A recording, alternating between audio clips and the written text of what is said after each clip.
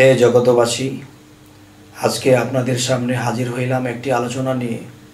সেই আলোচনাটি হলো যে আমরা বলতেছি আমাদের এই ধর্মে ইসলাম ধর্ম, আমাদের এই ধর্মটি ইসলাম ধর্ম। আবার বলে থাকি আমাদের ধর্ম মুসলমান ধর্ম।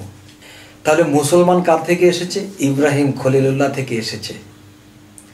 ইব্রাহিম খলিলুল্লাহ থেকে এই মুসলমান ধর্মটি এসেছে। ইসলাম ধর্ম কি? ইসলাম শব্দের অর্থ কি? শান্তি, শান্তির ধর্ম। আমরা বলতেছি কি হযরত মুহাম্মদ সাল্লাল্লাহু আলাইহি সাল্লাম এই শান্তির ধর্ম রেখে গেছেন। কেন? সকল নবীরা তো পথভ্রষ্ট নয়, কিছু কিছু নবী তো আল্লাহর প্রিয় হয়েছে, আল্লাহর মনোনীত হয়েছে, আল্লাহর ভালোবাসার নবী হয়েছে। যেমন আমরা দেখা যায় আমরা অন্য নবীর দিকে লক্ষ্য না করলেও হযরত মুহাম্মদ সাল্লাল্লাহু আলাইহি সাল্লাম, ঈসা আলাইহিস সালাম, মুসা আলাইহিস সালাম এবং দাউদ আলাইহিস সালাম এর চারজন নবীর উপরে চারটি আসমানি কিতাব নাজিল হয়েছে। এখন যাদের উপরে আসমানি কিতাব নাজিল হয়েছে সেই আসমানি কিতাব কি? আল্লাহর কথা। যেই নবীদের উপরে আল্লাহর কথা নাজিল হয়েছে তারা কি আর পথভ্রষ্ট গো? তারা তো পথভ্রষ্ট নয়। তবে হযরত মুহাম্মদ সাল্লাল্লাহু আলাইহি সাল্লাম তিনি যে ধর্ম রেখে গেছেন ইসলাম ধর্ম। ইসলাম শব্দের অর্থ কি? শান্তি। হযরত ঈসা আলাইহিস সালাম তিনির ধর্মের নাম কি? খ্রিস্টান ধর্ম। তিনির কিতাব ইনজিল। এই ইনজিল কিতাব আমরা যদি লক্ষ্য করি তাহলে দেখা যায় এটা আল্লাহর কথা। তাহলে তার ধর্ম যদি খ্রিস্টানও হয় তবু তার ধর্মেও কিন্তু শান্তি আছে, তাহলে সেটাও ইসলাম ধর্ম। এরপরে আসি মুসা আলাইহিস সালাম। মুসা আলাইহিস সালামের ধর্মও হলো যে ইহুদি ধর্ম। এই ইহুদি ধর্ম যারা সঠিকভাবে পালন করেছে, ইহুদি ধর্মের নেতা হযরত মুসা আলাইহিস সালাম, এই মুসা আলাইহিস সালামের উপরে যে তওরাত যে একটি কিতাব সেটি নাজিল হয়েছে। তাহলে তওরাত কিতাব যার উপরে নাজিল হয়েছে তিনি তো আল্লাহর একজন মনোনীত এবং আদরের নবী। আল্লাহ তার সাথে বেশি বেশি কথা বলতেন। তবে আরেকটি বিষয় হলো যে ইহুদি ধর্ম সেটিও, সেই ধর্মেও শান্তি আছে, তাহলে ইসলাম আছে। ইসলাম অর্থ শান্তি, শান্তিই তো ইসলাম। এরপরে জবর কিতাব নাজিল হয়েছে দাউদ আলাইহিস সালামের উপর। তো দাউদ আলাইহিস সালাম তিনিও তো আল্লাহর একজন প্রিয় নবী। তিনি যখন কথা বলতেন মানুষের মন নরম হয়ে যেত। তিনি যখন গজল গাইতেন বা গান গাইতেন তখন কিন্তু নদীর মাছগুলো এসে যাইত। তো এখন কথা হলো যে হযরত মুহাম্মদ সাল্লাল্লাহু আলাইহি সাল্লাম তিনি ইসলাম ধর্ম রেখে গেছেন, আর অন্য ধর্ম যেই নবীরা রেখে গেছেন সেই ধর্মেও ইসলাম আছে, শান্তি আছে। যেমন হযরত মুহাম্মদ সাল্লাল্লাহু আলাইহি সাল্লামের সাহাবাদের মধ্যে অনেক সাহাবারে পথভ্রষ্ট হয়েছে, সকলে ইসলামটাকে ধরে রাখতে পারে নাই। ঠিক মুসা আলাইহিস সালামের, দাউদ আলাইহিস সালামের, ঈসা আলাইহিস সালামের সকল ভক্তরাও, সকল উম্মতেরাও শান্তিটাকে ধরে রাখতে পারে নাই, তার মানে ইসলামকে ধরে রাখতে পারে নাই, তাই বিশৃঙ্খলা। ইসলাম ধর্মে যদি লক্ষ্য করি হযরত মুহাম্মদ সাল্লাল্লাহু আলাইহি সাল্লাম আমাদেরকে যে রাস্তা দিয়ে গেলেন, এখানে কিন্তু অনেক মানুষ পথভ্রষ্ট। এখানে অনেক মানুষই এখানে পথ পায়নি, ইসলামের সেই জিনিস ধরে রাখতে পারে নাই। যাই হোক, আজকের যে কথাগুলো হলো আমরা কিন্তু জোর গলায় বলি আমাদেরটা ইসলাম ধর্ম। ইসলাম অর্থ কি? শান্তি। ভালো করে যদি লক্ষ্য করি তো আমাদের ধর্মে কিন্তু বর্তমান হয় অনেক ক্লান্তি আর ভুল ভ্রান্তি। তো আমি যদি চাই মূলত ইসলামের সেই শান্তি, তাহলে আমাদের ভুল ভ্রান্তি ঠিক করতে হবে।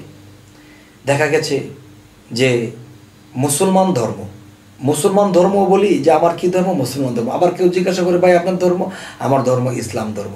তাহলে মুসলমান ধর্ম আবার ইসলাম ধর্ম। ইসলাম ধর্ম আর মুসলমান ধর্ম অর্থ কিন্তু এক নয়। মুসলমান শব্দের অর্থ আত্মসমর্পণকারী। মুসলমান শব্দের অর্থ আত্মসমর্পণকারী।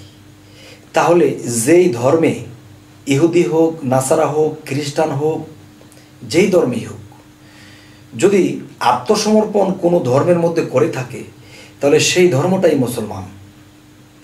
তাহলে ঈসা আলাইহিস সালাম সে ভক্তের গুরু মুর্শিদ ছিলেন, পীর ছিলেন।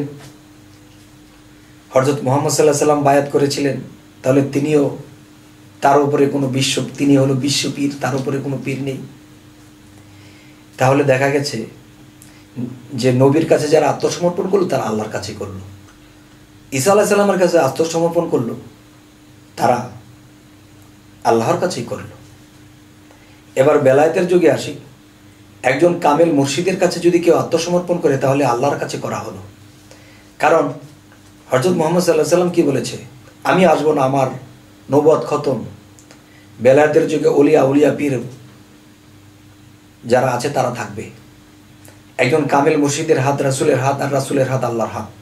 কামেল মুর্শিদের কাছে যদি আমরা আত্মসমর্পণ করি তাহলে রাসূলের কাছে করা হবে, আর রাসূলের কাছে যদি আমরা আত্মসমর্পণ করি তাহলে আল্লাহর কাছে করা হবে। যাই হোক, হে জগতবাসী, আজকে যে আমার যে কথাগুলো বলতে চাইছি সেই কথাগুলো হলো বোঝাতে চাইছি, যে কথাগুলো বোঝানোর জন্য আমি এ পর্যন্ত অগ্রসর হয়েছি সেটি হলো যে ধর্ম যার তার, আল্লাহ কিন্তু সবার। ধর্ম যার তার, নবী কিন্তু সবার।